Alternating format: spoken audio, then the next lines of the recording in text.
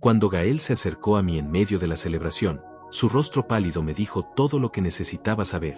Las luces doradas del salón de bodas parecían danzar sobre su frente sudorosa mientras sus pequeñas manos temblaban al tocar mi brazo. Abuelo, tienes que irte de aquí, susurró con una urgencia que jamás había escuchado en su voz de 12 años. La orquesta seguía tocando, las risas de los invitados llenaban el aire, pero algo en sus ojos me paralizó. ¿Irme? Gael, es la boda de tu madre. No puedo simplemente. Vámonos ya. Te explico en el camino, me interrumpió, jalando discretamente mi manga. Su mirada se dirigió hacia la mesa principal donde Luciana, radiante en su vestido de novia, conversaba animadamente con Héctor y algunos familiares. Pero había algo más en esa mirada. Algo que me heló la sangre. Por un momento dudé. Esta era la boda de mi hija, el día más importante de su vida. Había esperado tanto tiempo para verla feliz, para que nuestra familia se reuniera después de tantos años de tensiones. Había pagado cada detalle de esta celebración, desde las flores hasta la orquesta, porque quería que fuera perfecta para ella. Abuelo, por favor, insistió Gael, y esta vez noté que sus ojos se llenaban de lágrimas. Confía en mí. Solo esta vez, confía en mí. Algo en su tono me recordó a mí mismo cuando era niño, cuando trataba de advertir a mi padre sobre los peligros que él no podía ver. Esa desesperación pura, sin filtros, sin mentiras. Los niños no mienten cuando están verdaderamente asustados. Miré una vez más hacia la mesa principal. Luciana alzó su copa de champán y me dedicó una sonrisa que, por primera vez en años, no llegó a sus ojos. Héctor la acompañó en el brindis, pero su mirada se encontró con la mía por un segundo demasiado largo. Un segundo en el que vi algo que no debería estar ahí en el día de su boda: satisfacción. No felicidad. Satisfacción. Está bien, le dije a Gael, tomando su mano pequeña y cálida. Vámonos. Nos dirigimos hacia la salida lateral del salón, evitando el área principal donde se concentraban los invitados. Cada paso me pesaba como plomo. Detrás de nosotros, la música seguía sonando, las voces seguían celebrando, pero yo tenía la sensación extraña de estar caminando hacia mi propia salvación. En el estacionamiento, bajo las luces amarillentas de los faroles, Gael finalmente me soltó la mano y se volteó hacia mí. Sus mejillas estaban húmedas, pero su voz sonaba más clara que nunca. Abuelo, escuché una conversación entre mamá y tío Héctor hace 3 días. Están planeando algo malo para ti. Algo muy malo. Mis piernas se volvieron gelatina. Me apoyé contra mi auto, sintiendo como el aire frío de la noche me golpeaba el rostro. ¿Qué tipo de algo malo, Gael? Van a decir que tienes demencia. Van a traer un doctor falso a la fiesta para que todos lo vean. Van a grabarte actuando, confundido, y van a usar eso para internarte. Su voz se quebró. Papá Héctor dijo que así podrían manejar tu dinero hasta que ya no estés. El mundo se detuvo. Los sonidos de la celebración se desvanecieron hasta convertirse en un murmullo lejano. En mi pecho se abrió un vacío tan profundo que pensé que me tragaría entero. Mi propia hija. Mi Luciana. La niña que había cargado en mis hombros, a quien había enseñado a andar en bicicleta, por quien había trabajado 60 horas semanales durante años para darle la mejor educación. ¿Estás seguro de lo que escuchaste?, logré articular. Gael asintió, secándose los ojos con la manga de su traje. También escuché que tía Mariana está involucrada. Y que ya tienen los papeles listos. Solo necesitaban que hicieras algo raro, en público para que todos fueran testigos. Cerré los ojos y respiré profundo. El aroma de las flores del jardín del salón llegaba hasta nosotros, mezclándose con el olor a asfalto húmedo. Flores que yo había elegido. Una celebración que yo había pagado. Una trampa que llevaba mi propio nombre. Gael, ¿por qué me estás contando esto? ¿Por qué me estás ayudando? Se acercó y me abrazó con la fuerza de alguien que está perdiendo a su persona favorita en el mundo. Porque tú eres el único que siempre me ha tratado como si fuera importante. Porque cuando papá y mamá pelean, tú eres quien me consuela. Porque te amo, abuelo, y no quiero que te hagan daño. En ese momento supe 2 cosas con absoluta certeza. Primera, mi familia había planeado destruirme de la manera más cruel posible. Segunda, no iba a permitir que eso sucediera. Pero ellos no sabían que yo ya tenía todo preparado para una situación así. No sabían que un hombre de 70 años que ha construido un imperio desde cero no llega hasta ahí siendo ingenuo. Y definitivamente no sabían que su plan acababa de convertirse en mi oportunidad perfecta para enseñarles lo que realmente significa traicionar a Elías Beltrán. La verdadera guerra acababa de comenzar. Mientras conducía por las calles vacías de la madrugada con Gael durmiendo en el asiento del copiloto, mi mente viajó hacia atrás en el tiempo. Necesitaba entender cómo había llegado hasta este punto. Como la niña que una vez me había dicho que yo era su héroe ahora planeaba enterrarme vivo. Todo comenzó a cambiar hace 5 años, cuando María Elena murió. Mi esposa había sido el corazón de nuestra familia durante 43 años de matrimonio. Era ella quien mantenía a todos unidos, quien organizaba las cenas dominicales, quien recordaba los cumpleaños y quien, con su sabiduría silenciosa, mantenía a raya los conflictos familiares. Cuando el cáncer se la llevó en 6 meses brutales, no solo perdí a mi compañera de vida, perdí al pegamento que mantenía unida a mi familia. Recuerdo vívidamente el primer domingo después del funeral. Preparé la mesa para 8 personas, como siempre habíamos hecho. Cociné el cordero que a María Elena le gustaba preparar, puse sus mejores manteles, encendí las velas que ella siempre insistía en usar. Esperé desde las 2 de la tarde. Luciana llegó a las 4:30, con Héctor y Gael. Mariana ni siquiera apareció.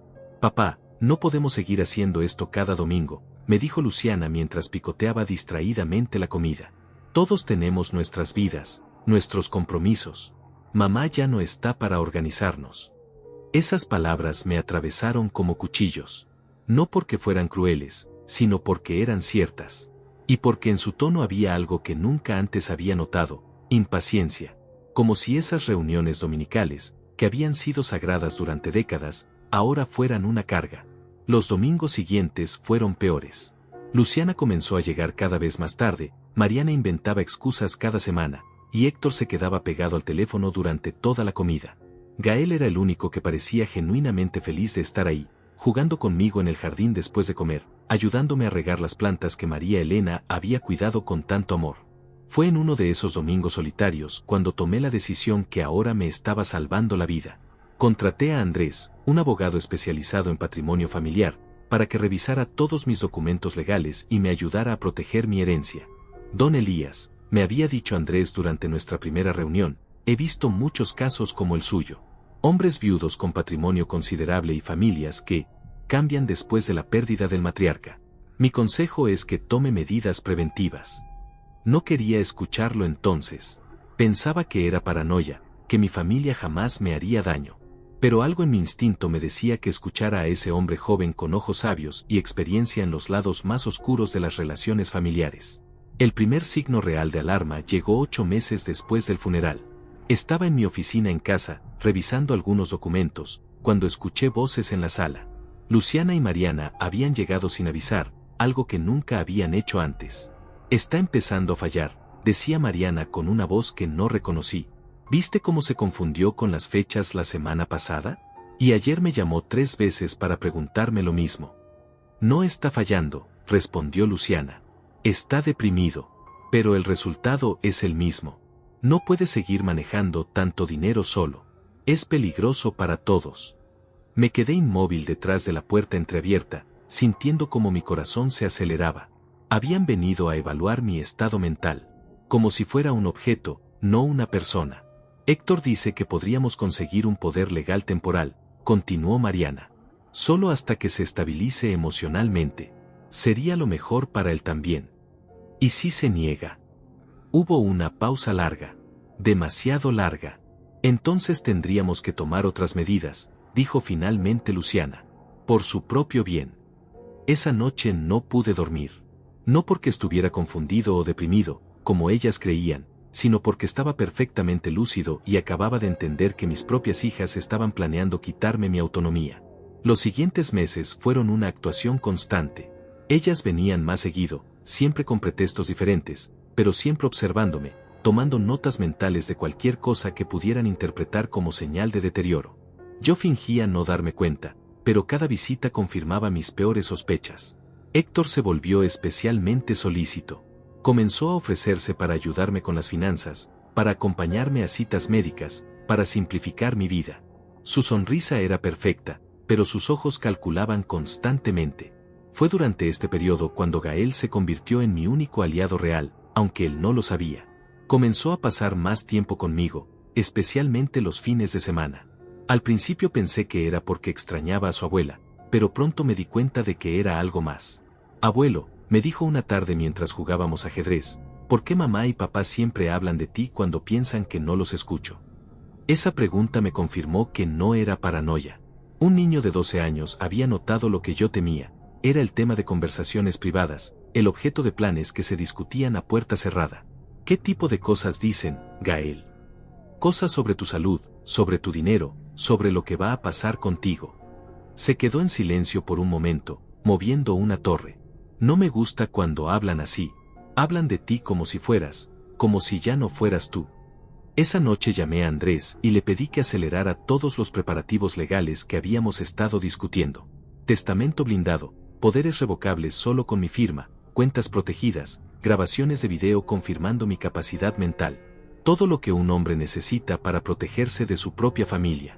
Pero lo que más me dolía no era la traición en sí, era la facilidad con la que habían decidido que ya no era competente para tomar mis propias decisiones. La rapidez con la que habían pasado de ser mis hijas a ser mis carceleras potenciales. Mientras tanto, seguía fingiendo ser el padre y abuelo confiado de siempre. Pagaba cenas familiares, regalos de cumpleaños, vacaciones. Sonreía cuando me trataban con esa condescendencia sutil que reservan para los ancianos que consideran vulnerables. Y todo el tiempo, preparaba mi defensa.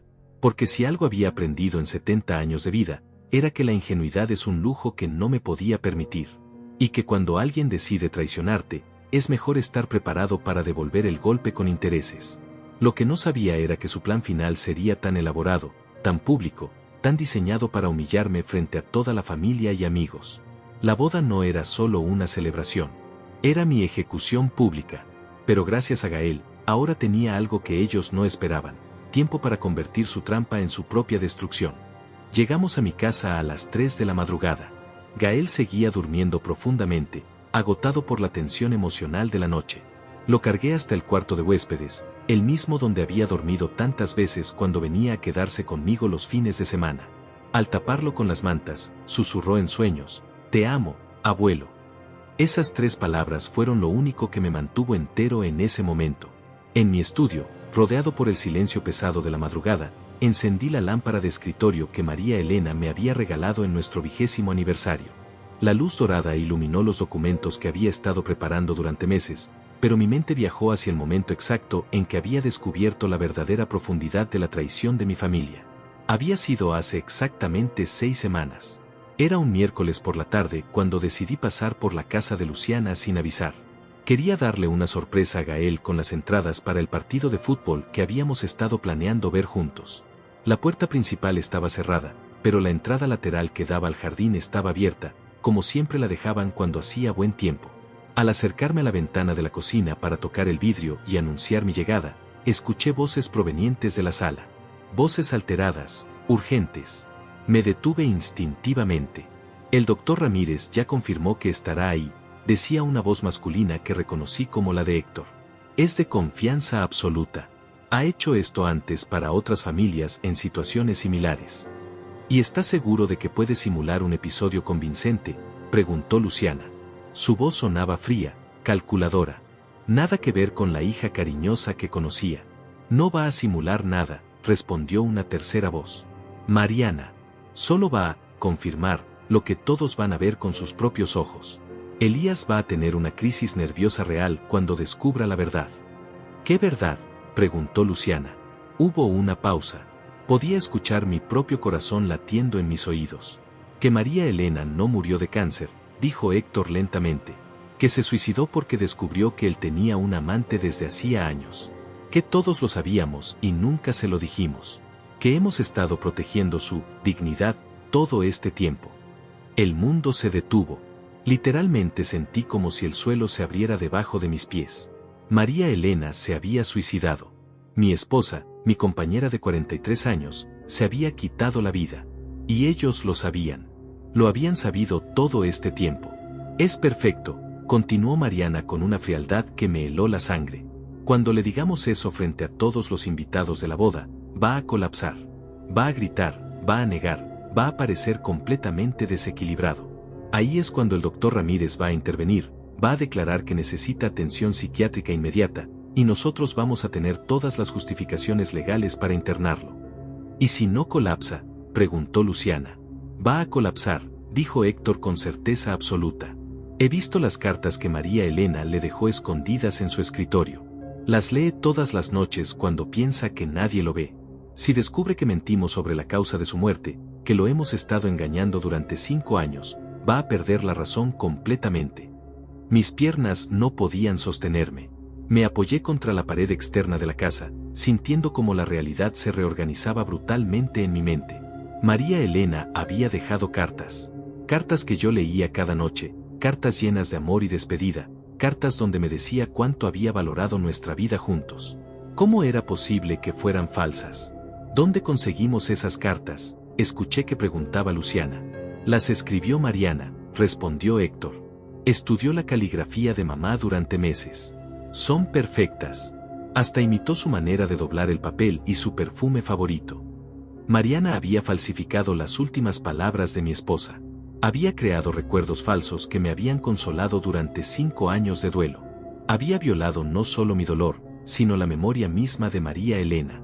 ¿Pero qué pasa si investiga? Si habla con los médicos del hospital, insistió Luciana. Ya no están, dijo Mariana. El doctor principal se jubiló y se mudó a España. La enfermera jefe murió en un accidente el año pasado. Los únicos que sabemos la verdad somos nosotros y el doctor Ramírez, que nunca va a hablar porque está involucrado en el plan. ¿Y los registros médicos? Modificados, respondió Héctor. Ramírez tiene contactos en el hospital. Todo va a coincidir con nuestra versión: cáncer terminal, muerte natural, familia devastada pero unida en el dolor. Escuché el sonido de papeles siendo movidos, como si estuvieran revisando documentos. Una vez que esté internado, continuó Héctor, va a tardar semanas, tal vez meses, en demostrar que está cuerdo. Y para entonces, nosotros ya vamos a tener control legal completo de sus bienes. La empresa, las propiedades, las cuentas bancarias, todo. ¿Y después?, preguntó Mariana. Otra pausa, más larga esta vez. Después depende de qué tan rápido se rinda, dijo Luciana finalmente. Si acepta la realidad y se queda callado, puede vivir cómodamente en una institución privada. Si sigue luchando. No terminó la frase. No necesitaba hacerlo. Me alejé de esa ventana como un fantasma.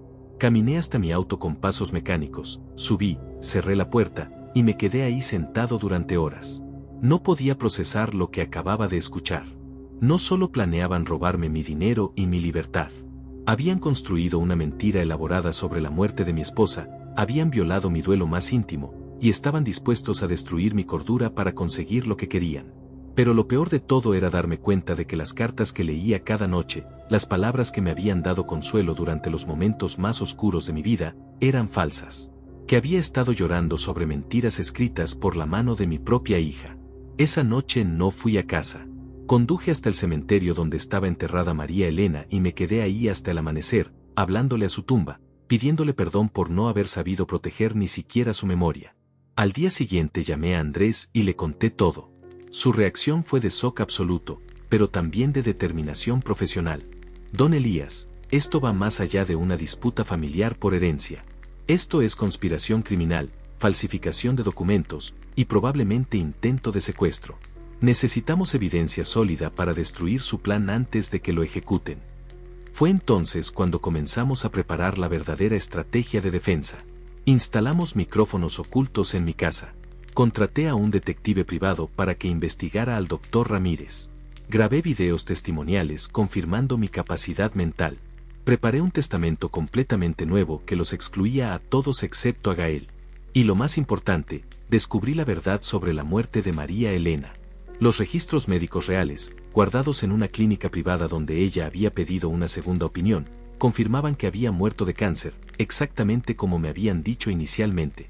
La historia del suicidio era completamente falsa, una fabricación cruel diseñada para quebrar mi resistencia emocional. Pero decidí guardar esa información como mi arma secreta. Dejaría que ejecutaran su plan, que se sintieran seguros de su victoria, antes de mostrarles lo que realmente significaba subestimar a un hombre que había perdido todo lo que amaba y ya no tenía nada que perder. Excepto, claro, la lealtad pura de un nieto de 12 años que prefirió salvar a su abuelo antes que traicionarlo como el resto de su familia. Los días siguientes a esa revelación fueron los más extraños de mi vida. Por fuera, seguía siendo el mismo Elías Beltrán de siempre, el abuelo cariñoso, el padre generoso, el hombre mayor que aparentemente vivía en la ignorancia feliz de sus últimos años. Por dentro, había despertado algo que creía haber perdido hace décadas, el instinto de supervivencia que me había llevado de ser un joven sin un peso en el bolsillo a construir un imperio comercial. La primera llamada la hice esa misma madrugada, después de acostar a Gael. Andrés, sé que son las 4 de la mañana, pero necesito verte hoy mismo. Su voz sonaba adormilada, pero se despejó inmediatamente. ¿Don Elías? ¿Está todo bien? No, nada está bien. Pero estoy entero y tengo un plan. Puedes estar en mi casa a las 8. Por supuesto. ¿Necesita que traiga algo específico? Trae todo lo que tenemos preparado. Y contacta a ese detective privado, Ezequiel Morales. Dile que el caso que discutimos se acaba de volver urgente. Cuando Andrés llegó esa mañana, trajo consigo una carpeta gruesa llena de documentos que habíamos estado preparando durante meses. Testamento blindado, poderes legales irrevocables, grabaciones de video confirmando mi capacidad mental, y lo más importante, un plan detallado para proteger mis bienes en caso de que alguien intentara declararme incompetente. Don Elías, me alegra ver que tomó en serio mis advertencias, dijo mientras extendía los papeles sobre la mesa del comedor. Estos documentos lo van a proteger de cualquier intento de manipulación legal. Pero necesito saber exactamente qué está pasando para poder ayudarlo mejor. Le conté todo. La conversación que había escuchado en casa de Luciana, el plan para el doctor Ramírez, la mentira sobre la muerte de María Elena, y finalmente, lo que Gael me había revelado sobre la boda. Andrés tomaba notas meticulosamente, y su expresión se volvía más seria con cada detalle. Esto es más grave de lo que pensábamos, dijo finalmente. No solo están planeando una estafa financiera. Están orquestando una conspiración criminal que involucra falsificación de documentos médicos, secuestro y fraude. Si logramos reunir evidencia sólida, no solo podremos detenerlos sino también procesarlos penalmente. ¿Qué necesitamos? Primero, grabaciones de audio de ellos admitiendo el plan. Segundo, evidencia de la corrupción del doctor Ramírez. Tercero, pruebas de que falsificaron las cartas de su esposa. Y cuarto, testimonio de testigos confiables. Andrés se quedó en silencio por un momento, revisando sus notas. Don Elías, hay algo más que necesito decirle. He estado investigando discretamente las finanzas de sus hijas durante las últimas semanas. Luciana y Héctor tienen deudas significativas. La empresa de consultoría de él está al borde de la quiebra, y han estado viviendo muy por encima de sus posibilidades. Mariana también tiene problemas financieros graves desde su divorcio. Esa información no me sorprendió, pero la confirmó todo. No me querían internar por amor o preocupación. Me querían internar porque necesitaban mi dinero desesperadamente. ¿Cuánto tiempo tenemos antes de la boda?, preguntó Andrés. 5 días. Perfecto. Es tiempo suficiente para preparar la trampa perfecta. La segunda llamada fue a Ezequiel Morales, el detective privado que Andrés había recomendado. Era un hombre de 50 años, ex policía, con una reputación impecable en casos de fraude familiar. Llegó a mi casa esa misma tarde con equipo de grabación profesional y un plan detallado. Don Elías, he manejado casos similares antes, me dijo mientras instalaba micrófonos minúsculos en mi casa. Lo que su familia está planeando es más común de lo que cree, especialmente en familias con patrimonio considerable. Pero la buena noticia es que, si somos inteligentes, podemos usar su propia estrategia contra ellos. Ezequiel instaló dispositivos de grabación en mi teléfono fijo, en la sala principal, en mi estudio, e incluso en mi auto. También me proporcionó un micrófono personal, del tamaño de un botón, que podía activar discretamente durante cualquier conversación importante. La clave, me explicó, es conseguir que admitan el plan completo mientras están siendo grabados. Necesitamos que mencionen al doctor Ramírez, la falsificación de documentos médicos, y la mentira sobre su esposa. Sin esas admisiones grabadas, será muy difícil procesarlos legalmente. Los siguientes 3 días fueron una actuación magistral. Recibí visitas de Luciana y Mariana por separado, ambas aparentemente preocupadas por mi bienestar y mi estado emocional. Fingí estar especialmente vulnerable, mencionando que había estado teniendo pesadillas sobre María Elena y que a veces me sentía confundido sobre el pasado. Papá, Tal vez deberías considerar hablar con alguien profesional, sugirió Luciana durante una de esas visitas. Conozco a un doctor muy bueno, muy discreto. Podría ayudarte a procesar el duelo. ¿Un psiquiatra?, pregunté, fingiendo alarma. No, nada tan drástico, respondió rápidamente. Solo alguien que entiende lo que estás pasando. De hecho, va a estar en la boda. Podríamos presentártelo informalmente. Bingo. Acababa de confirmar que el doctor Ramírez estaría presente en la celebración, exactamente como había escuchado en su conversación. Pero la grabación más importante la conseguí el día antes de la boda. Héctor vino a casa, aparentemente para revisar los detalles de última hora de la celebración.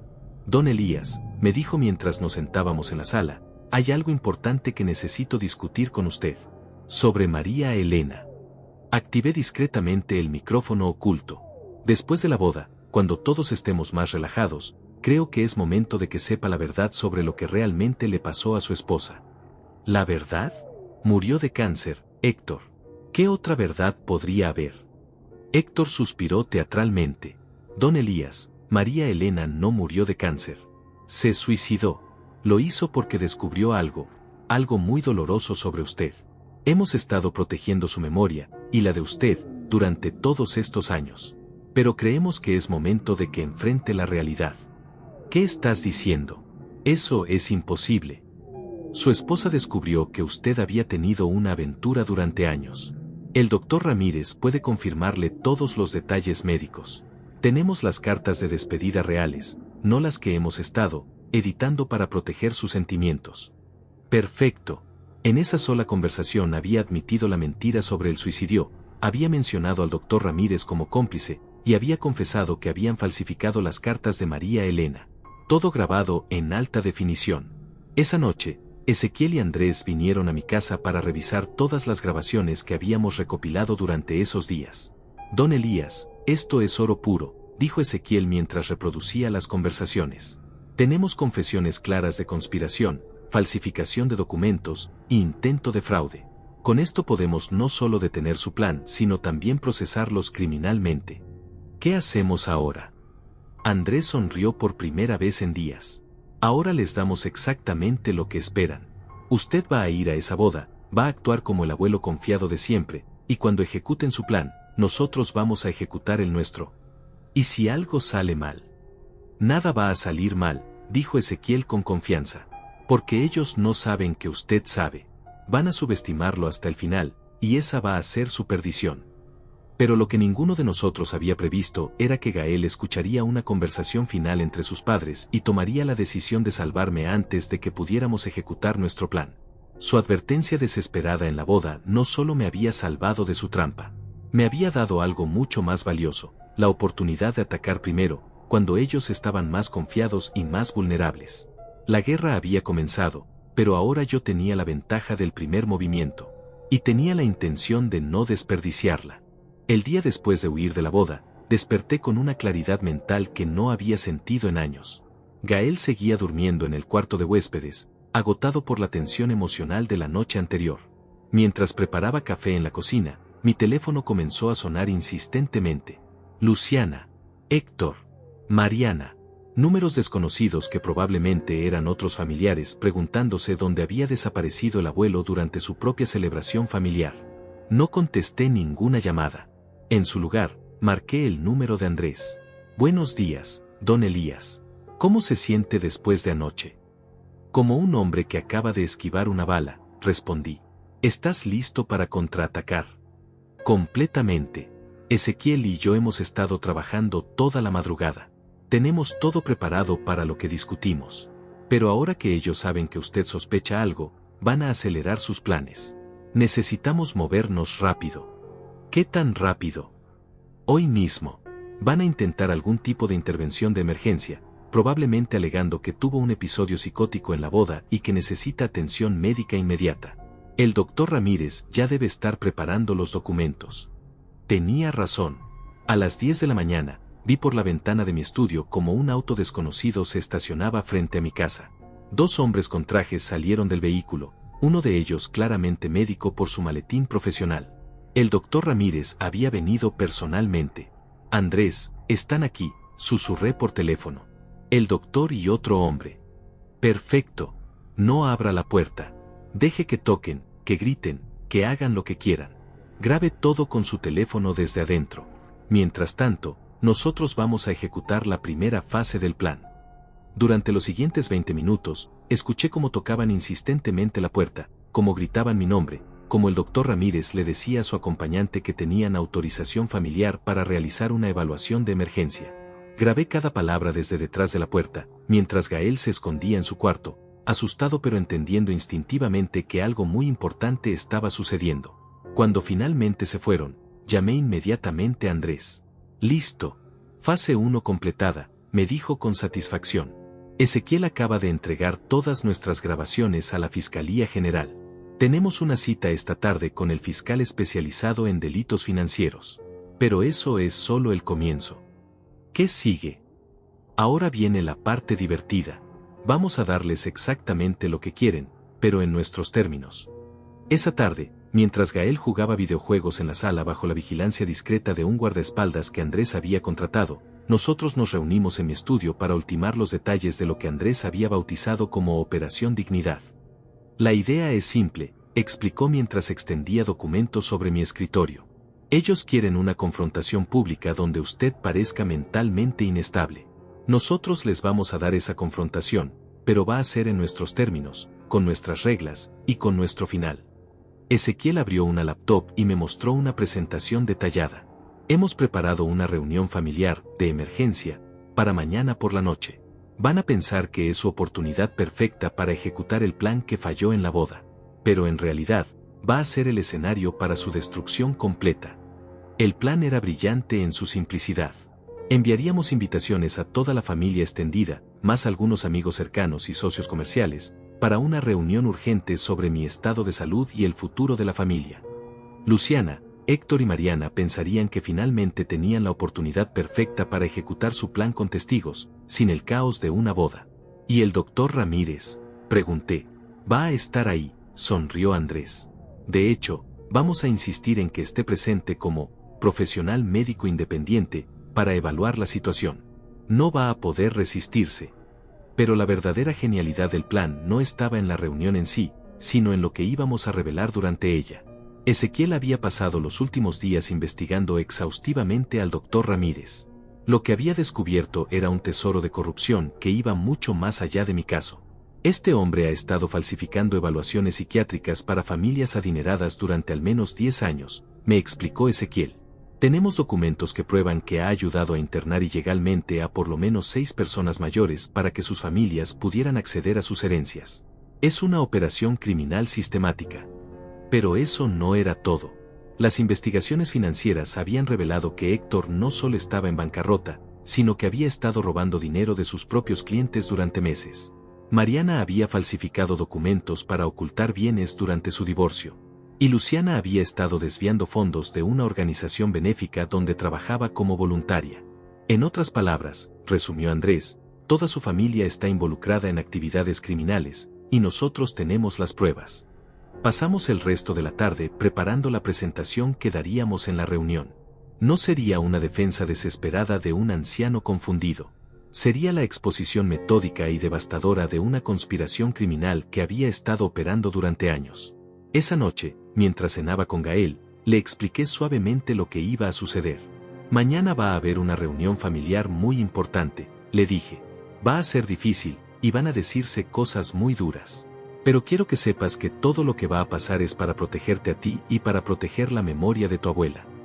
Gael me miró con esos ojos sabios que a veces parecían pertenecer a alguien mucho mayor. Vas a pelear con mamá y papá. No voy a pelear, Gael. Voy a decir la verdad. Y a veces la verdad duele, pero es lo único que puede liberarnos realmente. ¿Puedo quedarme contigo después de la reunión? La pregunta me partió el corazón. Un niño de 12 años ya había entendido que su mundo estaba a punto de cambiar para siempre. Por supuesto que puedes. De hecho, ya hablé con mis abogados sobre eso. Sin importar lo que pase mañana, tú siempre vas a tener un lugar conmigo. Esa noche, antes de dormir, revisé una vez más todos los documentos que presentaríamos al día siguiente. Grabaciones de audio donde admitían la conspiración. Evidencia forense de las cartas falsificadas de María Elena. Registros médicos reales que demostraban que mi esposa había muerto de cáncer, no de suicidio. Documentos financieros que exponían los crímenes de cada miembro de mi familia. Y finalmente, el Nuevo Testamento que los excluía completamente de mi herencia, excepto por un fondo educativo blindado para Gael. Pero lo más importante de todo, había preparado una sorpresa final que ni siquiera Andrés conocía completamente. Durante las últimas semanas, había estado contactando discretamente a otras familias que habían sido víctimas del Dr. Ramírez. Familias que habían perdido a sus seres queridos en internaciones fraudulentas, que habían sido estafadas por el mismo esquema que mi familia había intentado ejecutar conmigo. Mañana, esas familias también estarían presentes en la reunión. No como espectadores, sino como testigos de acusación en lo que se convertiría en el juicio público más devastador que mi familia podría imaginar. Porque si algo había aprendido en 70 años de vida y 40 años construyendo un imperio comercial, era que la venganza no se sirve fría. Se sirve con justicia, con evidencia irrefutable, y con la certeza absoluta de que el enemigo no tendrá ninguna posibilidad de levantarse nunca más. La reunión de mañana no sería el final de su plan. Sería el comienzo de su destrucción completa. Y esta vez, yo tendría el control absoluto de cada segundo de la representación. La tarde del día siguiente, mi casa se transformó en el escenario de lo que sería la confrontación más importante de mi vida. Había reorganizado completamente la sala principal, colocando las sillas en semicírculo para que todos los asistentes pudieran verse entre sí. No quería que nadie se escondiera detrás de otros, no quería susurros secretos ni miradas cómplices. Esta noche, todo sería transparente. Andrés y Ezequiel llegaron temprano para ultimar los preparativos técnicos. Instalamos cámaras discretas en varios ángulos, micrófonos de alta sensibilidad, y un sistema de proyección conectado a una laptop donde teníamos organizadas todas las evidencias que presentaríamos. ¿Está listo para esto, don Elías?, me preguntó Andrés mientras revisaba los documentos por última vez. He estado listo durante 5 años, respondí. Desde el día que enterré a mi esposa y comencé a notar las miradas calculadoras en el funeral. Gael estaba en el cuarto de huéspedes con uno de los asistentes de Andrés, un joven abogado llamado Luciano que tenía instrucciones específicas de mantenerlo seguro y distraído durante la reunión. Le había explicado a mi nieto que esto era algo que tenía que hacer solo, pero que después estaríamos juntos para siempre. Los primeros en llegar fueron Luciana y Héctor, a las 7 en punto. Luciana traía puesto un vestido negro sobrio, como si estuviera vestida para un funeral. Héctor llevaba su traje más formal y una expresión de preocupación paternal que habría sido convincente si yo no supiera la verdad. Papá, dijo Luciana abrazándome con una calidez que sabía era completamente falsa, estamos muy preocupados por ti. Irte así de la boda, sin decir nada, no es propio de ti. Solo necesitaba aire fresco, respondí, fingiendo la confusión leve que esperaban ver. A veces me siento abrumado en las multitudes. Héctor intercambió una mirada significativa con Luciana. Era exactamente el tipo de admisión de debilidad mental que necesitaban para justificar lo que venía después. Mariana llegó 15 minutos tarde, acompañada por 2 primos lejanos que había invitado como apoyo familiar. Detrás de ella entró el Dr. Ramírez, llevando su maletín médico y una expresión de seriedad profesional que habría impresionado a cualquiera que no supiera que era un criminal. Don Elías, me dijo el doctor extendiéndome la mano, es un gusto conocerlo finalmente. Sus hijas me han contado mucho sobre usted. El gusto es mío, doctor, respondí estrechando su mano y sosteniéndole la mirada un segundo más de lo normal. Estoy seguro de que esta noche va a ser muy reveladora. Algo en mi tono lo hizo parpadear nerviosamente, pero no tuvo tiempo de procesar la sensación porque en ese momento llegaron los invitados que ellos no esperaban. Primero entraron 3 parejas de edad avanzada, todas elegantemente vestidas, todas con expresiones serias y determinadas. Luciana miró a Héctor con confusión.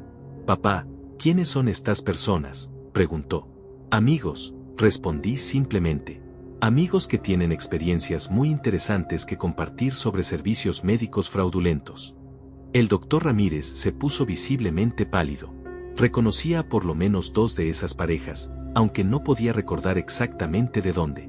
Después llegaron 2 abogados más que trabajaban con Andrés, seguidos por un hombre que se presentó como investigador de la Fiscalía General. Mariana comenzó a verse nerviosa. Elías, ¿qué está pasando aquí?, preguntó. Pensamos que esto era una reunión familiar privada. Y lo es, respondí con una sonrisa que no llegaba a mis ojos. Es una reunión sobre el futuro de nuestra familia. Y el futuro siempre incluye las consecuencias del pasado. Finalmente, cuando todos estuvieron sentados, Andrés se colocó junto al sistema de proyección y pidió atención. Buenas noches a todos. Mi nombre es Andrés Morales, y soy el abogado de don Elías Beltrán desde hace varios años. Esta reunión se ha organizado para abordar algunas preocupaciones muy serias sobre el bienestar de don Elías, pero también para aclarar ciertos malentendidos que han surgido recientemente. Luciana se acomodó en su silla, claramente preparándose para lo que creía que sería su momento de tomar control de la situación. Andrés, apreciamos tu preocupación, dijo con voz calmada, pero esto es un asunto familiar. Papá ha estado mostrando signos de confusión mental, y necesitamos discutir el mejor cuidado para él. Sí, agregó Héctor, de hecho, hemos traído al doctor Ramírez para que pueda hacer una evaluación profesional esta misma noche. Creemos que papá necesita atención médica especializada. El doctor Ramírez asintió gravemente. He revisado los antecedentes que me proporcionó la familia. Los episodios de confusión, las decisiones irracionales, los problemas de memoria, todo apunta a un deterioro cognitivo que requiere intervención inmediata.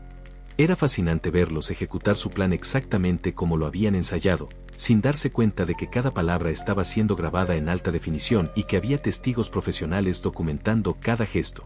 Doctor Ramírez, dije suavemente, ¿puedo preguntarle cuándo exactamente revisó mis antecedentes? Porque hasta donde yo sé, esta es la primera vez que nos conocemos en persona. Una pausa incómoda. Bueno, su familia me proporcionó información detallada sobre sus síntomas y comportamientos recientes. Entiendo. Y basándose únicamente en información de segunda mano, ¿usted está preparado para hacer un diagnóstico médico esta noche? En casos de emergencia familiar, a veces es necesario actuar rápidamente para proteger al paciente. Andrés y yo intercambiamos una mirada. Era exactamente la respuesta que necesitábamos. Doctor, continué, ¿estaría dispuesto a poner por escrito su evaluación de mi estado mental basándose en lo que ha observado esta noche? Por supuesto, respondió con confianza. Demasiada confianza. Excelente, dije, levantándome lentamente de mi silla. Porque resulta que tengo algunos documentos muy interesantes para mostrarle. A usted y a toda mi familia. Caminé hacia la mesa donde Andrés tenía preparada la laptop y la primera serie de documentos. El silencio en la sala era tan denso que se podía cortar con un cuchillo.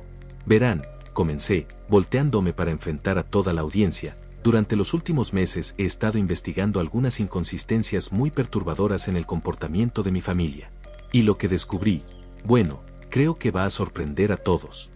Luciana y Héctor se habían puesto rígidos en sus asientos. Mariana jugueteaba nerviosamente con su collar. El doctor Ramírez mantenía una expresión profesional, pero había comenzado a sudar ligeramente. Andrés, ¿podrías mostrar la primera grabación, por favor? La pantalla se iluminó, y de los altavoces surgió la voz clara de Héctor. El doctor Ramírez ya confirmó que estará ahí. Es de confianza absoluta. Ha hecho esto antes para otras familias en situaciones similares. El efecto fue inmediato y devastador. Héctor se puso completamente blanco. Luciana abrió la boca pero no salió ningún sonido. El doctor Ramírez comenzó a levantarse de su silla.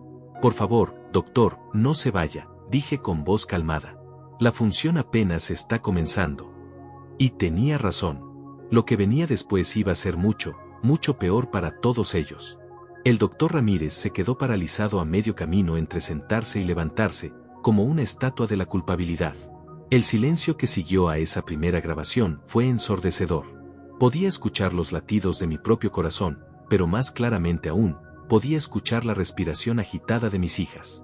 Esa grabación fue tomada hace 6 semanas, continué con voz serena, en la cocina de mi hija Luciana. Pero hay más. Mucho más. Andrés presionó otro botón, y la voz de Mariana llenó la habitación, que se suicidó porque descubrió que él tenía un amante desde hacía años. Que todos lo sabíamos y nunca se lo dijimos. Que hemos estado protegiendo su dignidad todo este tiempo. Los primos que Mariana había traído como apoyo se voltearon hacia ella con expresiones de shock absoluto. Una de las señoras mayores que había invitado ahogó un grito de horror. Eso no es verdad, susurró Mariana, finalmente encontrando su voz. Papá, esa grabación está sacada de contexto. ¿De contexto?, repetí, caminando lentamente hacia ella. ¿En qué contexto es aceptable mentir sobre la muerte de una madre? ¿En qué contexto es aceptable falsificar las últimas palabras de una esposa para manipular el duelo de un viudo? Luciana se puso de pie bruscamente. Papá, no sé qué crees que escuchaste, pero... Silencio, dije con una firmeza que la hizo retroceder automáticamente. Durante 70 años he escuchado a otras personas hablar. Esta noche, van a escucharme a mí. Andrés proyectó la siguiente evidencia: fotografías de alta resolución de las cartas falsificadas de María Elena, lado a lado con muestras auténticas de su caligrafía. Las diferencias eran sutiles pero claras para cualquier experto forense. Estas cartas, dije tomando las copias en mis manos, estas cartas que he estado leyendo cada noche durante 5 años, que me han consolado en mis momentos más oscuros, que creía que eran las últimas palabras de amor de mi esposa, son falsas. Falsificadas por mi propia hija. Me volteé hacia Mariana, que ahora estaba llorando silenciosamente. ¿Sabes cuántas noches me quedé despierto leyendo estas mentiras? ¿Sabes cuántas veces besé estas páginas pensando que habían tocado las manos de tu madre? ¿Tienes idea del nivel de crueldad que se necesita para violar el duelo de un hombre de esa manera? Papá, comenzó a decir, pero la interrumpí. No terminé. Mi voz ahora tenía un filo que no había usado en años. Doctor Ramírez, ¿le gustaría explicarle a todos los presentes su rol en esta conspiración? El doctor había estado intentando discretamente dirigirse hacia la puerta, pero Ezequiel se había posicionado estratégicamente para bloquear su salida. No sé de qué está hablando, tartamudeó. Vine aquí como profesional médico para ayudar a una familia en crisis. Ayudar, repetí. ¿Cómo ayudó a la familia Herrera el año pasado? ¿O a los García hace 2 años? ¿O a los Mendoza hace 3 años? Con cada nombre que mencionaba, el doctor se ponía más pálido. Las 3 parejas mayores que había invitado se pusieron de pie simultáneamente. Ese hombre, dijo el señor Herrera con voz temblorosa de ira, ese hombre falsificó documentos médicos para internar a mi padre de 80 años. Mi padre murió en esa institución, lejos de su familia, creyendo que todos lo habíamos abandonado. La señora García agregó, declaró a mi madre mentalmente incompetente basándose en una evaluación de 5 minutos. Perdimos nuestra casa familiar, nuestros ahorros, todo. Y ella estaba perfectamente cuerda hasta el día de su muerte. El doctor Ramírez comenzó a retroceder, pero no tenía a dónde ir. La habitación se había convertido en un tribunal, y él era el acusado principal. ¿Cuánto les pagaron por cada diagnóstico falso, doctor?, pregunté.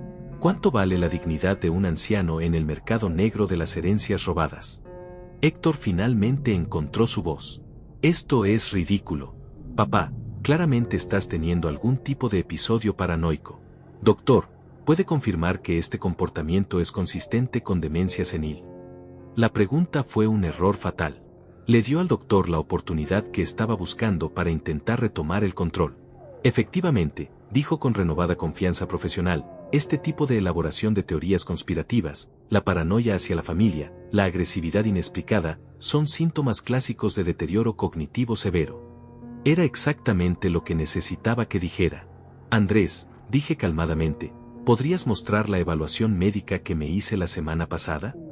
La pantalla se llenó con el membrete del Hospital General, y un informe médico detallado aparecía en alta resolución.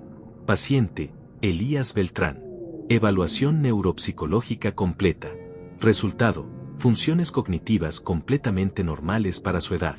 Sin signos de demencia, deterioro mental o incapacidad para tomar decisiones. El doctor Ramírez leyó el informe con expresión de horror creciente. Esto debe ser falso. ¿Falso?, repetí. ¿Como los diagnósticos que usted ha estado vendiendo durante años?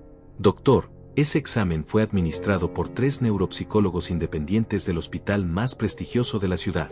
¿Está sugiriendo que ellos también son parte de mi paranoia senil? Pero aún no había terminado. La revelación más devastadora estaba por venir.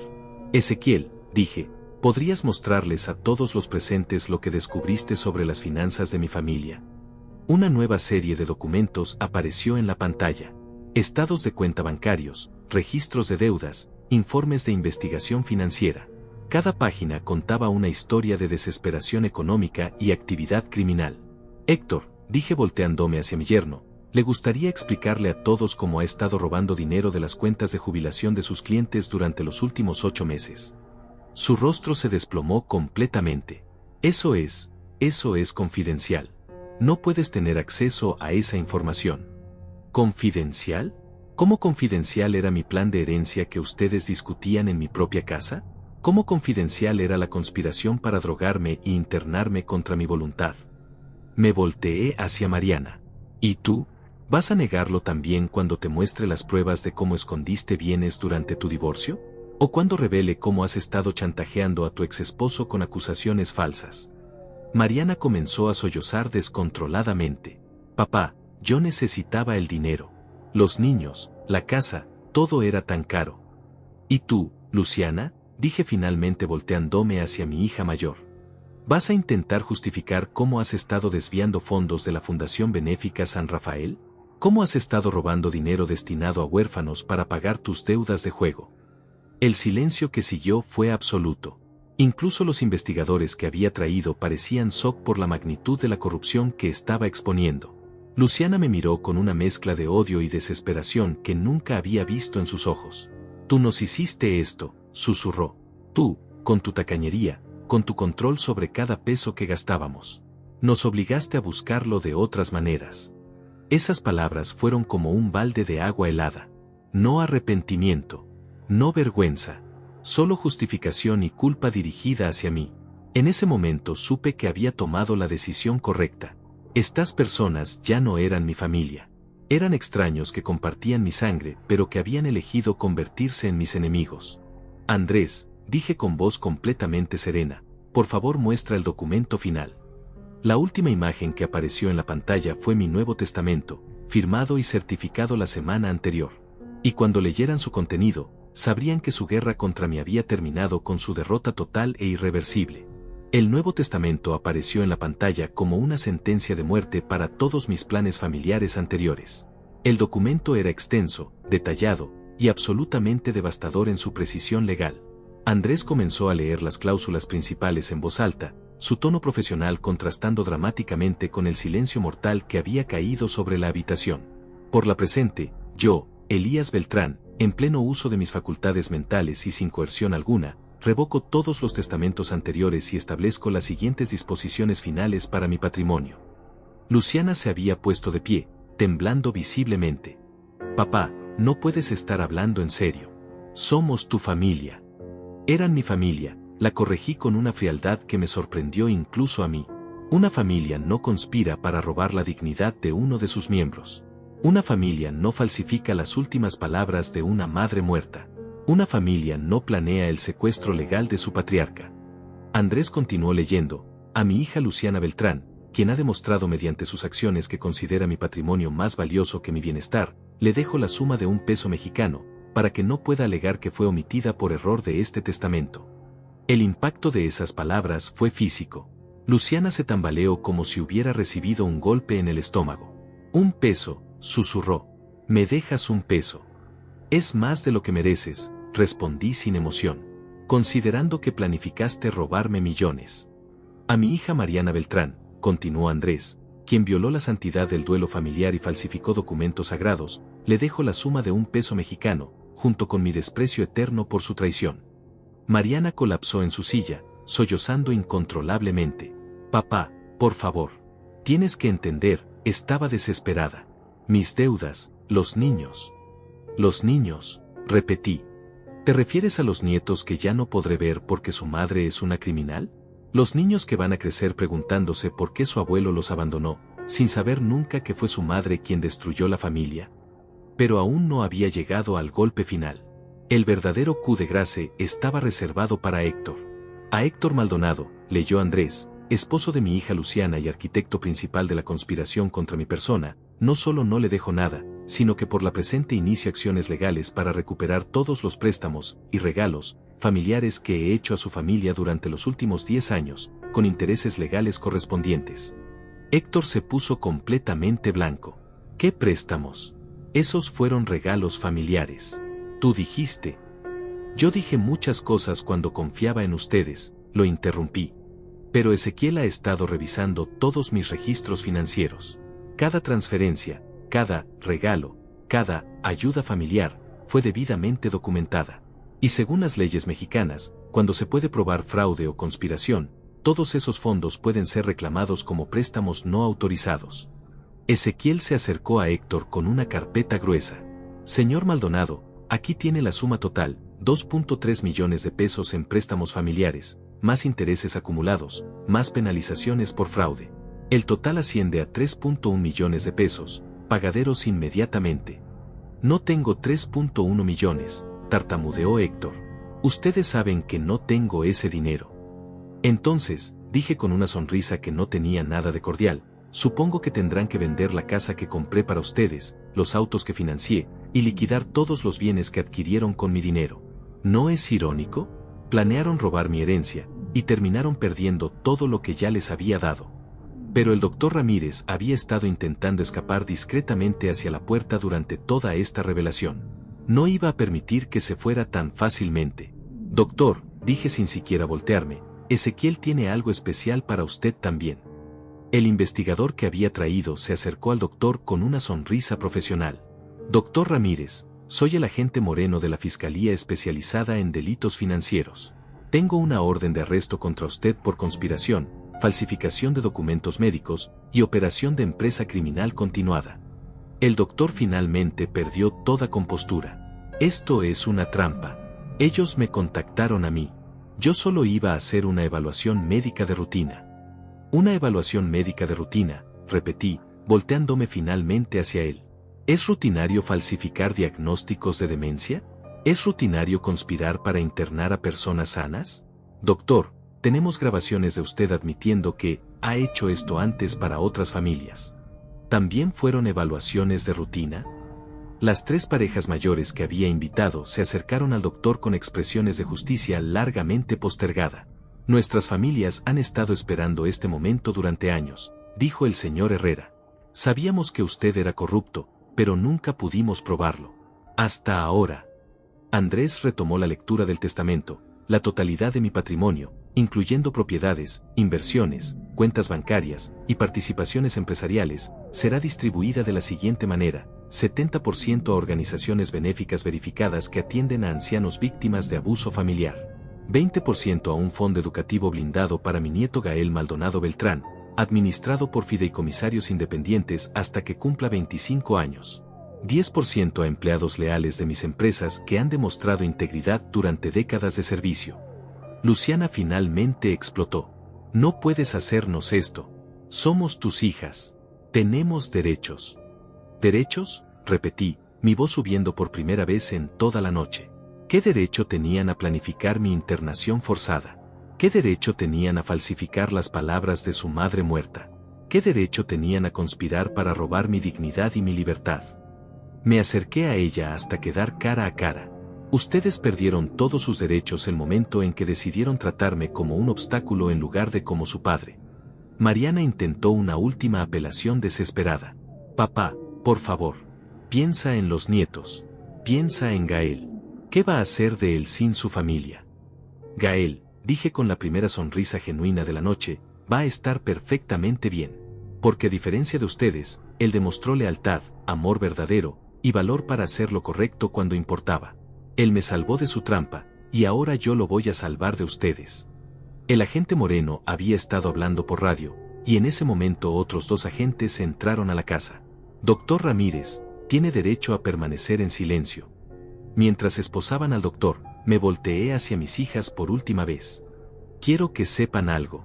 Este testamento es irrevocable, está respaldado por múltiples evaluaciones psicológicas que confirman mi competencia mental, y ha sido blindado contra cualquier intento de impugnación legal. Pueden gastar los próximos años de sus vidas peleándolo en los tribunales, pero solo van a acumular más deudas legales. Héctor había comenzado a sollozar. Elías, por favor. Mis hijos, tu propia familia. Mis hijos, lo corregí, decidieron convertirse en mis enemigos.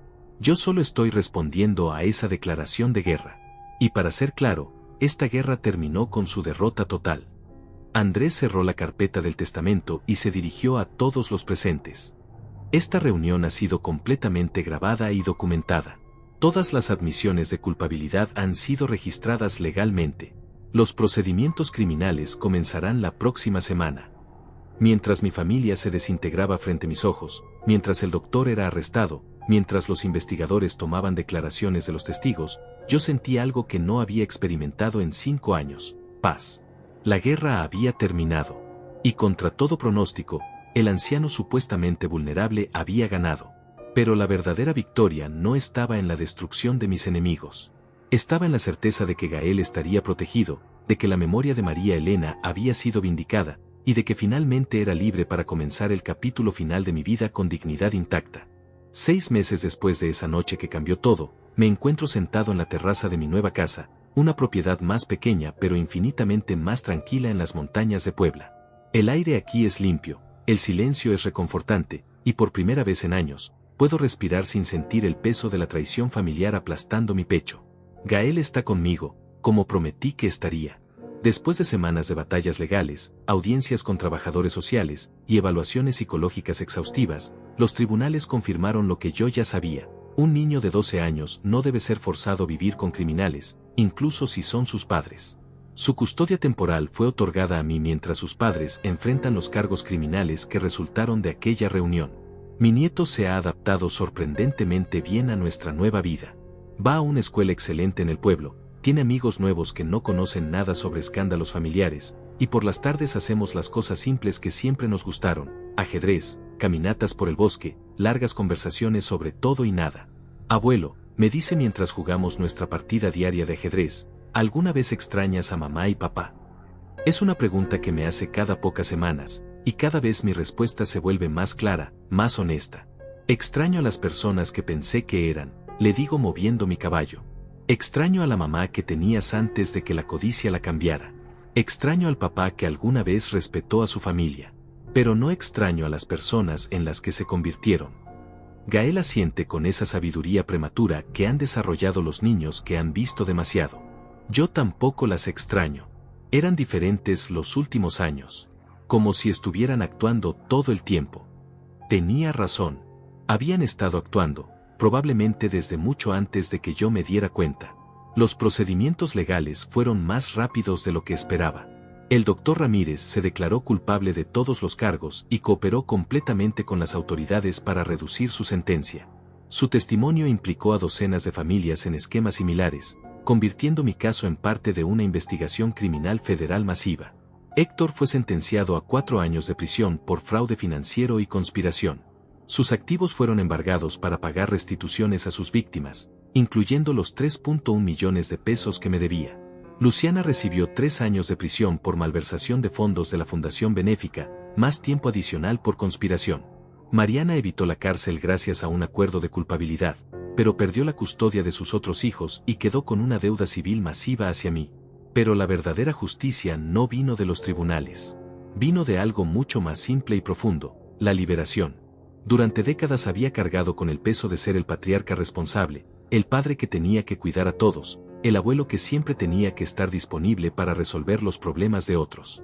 Esa carga me había consumido lentamente, especialmente después de la muerte de María Elena, cuando me convertí en el único sostén emocional y financiero de una familia que había comenzado a verme como un recurso en lugar de como una persona.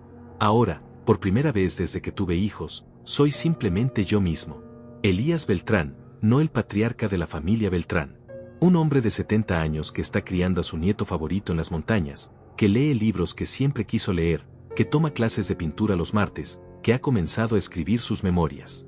¿Sabes qué es lo más extraño de todo esto?, le digo a Gael mientras empacamos los trebejos del ajedrez.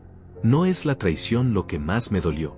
Fue darme cuenta de que llevaba años sintiéndome como un extraño en mi propia familia. ¿Cómo así? Tus padres, tus tías, incluso algunos primos, todos hablaban conmigo como si fuera un niño que necesitaba protección, pero en sus conversaciones privadas me trataban como un obstáculo que había que remover. Era invisible cuando convenía, y demasiado visible cuando no. Gael me abraza espontáneamente. Conmigo nunca fuiste invisible, abuelo. Conmigo siempre fuiste la persona más importante del mundo. Esas palabras me llenan de una calidez que no había sentido desde que María Elena murió. Porque son verdaderas. Con Gael nunca tuve que actuar o fingir ser alguien más. Con él siempre pude ser simplemente el abuelo que construía castillos de arena, que inventaba historias antes de dormir, que escuchaba sus problemas como si fueran los más importantes del universo. Esta noche, como cada noche durante los últimos 6 meses, voy a leer las cartas reales de María Elena. Las encontré guardadas en una caja de seguridad que Mariana nunca supo que existía, cartas que mi esposa escribió durante sus últimos días, cartas llenas de amor verdadero y memorias auténticas. En una de ellas, fechada una semana antes de su muerte, María Elena había escrito algo que ahora entiendo completamente. Mi querido Elías, si algo me pasa, prométeme que no dejarás que nuestra familia te consuma. Tú siempre has dado tanto de ti mismo que a veces temo que olvides que también mereces recibir amor, no solo darlo. Cuida de Gael especialmente. Ese niño tiene tu corazón y tu fuerza, pero también tiene algo que tú perdiste hace años, la capacidad de confiar completamente. Protege esa inocencia, porque cuando la pierda, será un hombre como tú, bueno pero cauteloso, amoroso pero guardado. María Elena había visto la traición venir mucho antes que yo. Había entendido que nuestra familia estaba cambiando, que el dinero estaba corrompiendo las relaciones, que yo estaba destinado a convertirme en una víctima de mi propia generosidad. Pero también había visto la solución, Gael. Un nieto que amaba sin condiciones, que valoraba la presencia por encima de los regalos, que eligió la lealtad por encima de la conveniencia familiar. Al final, la conspiración de mi familia no me destruyó. Me liberó. Me liberó de relaciones tóxicas que habían estado drenando mi energía durante años. Me liberó de la responsabilidad de cuidar a adultos que habían elegido ser irresponsables. Me liberó para ser simplemente un abuelo que disfruta cada día con el único miembro de su familia que realmente lo merece.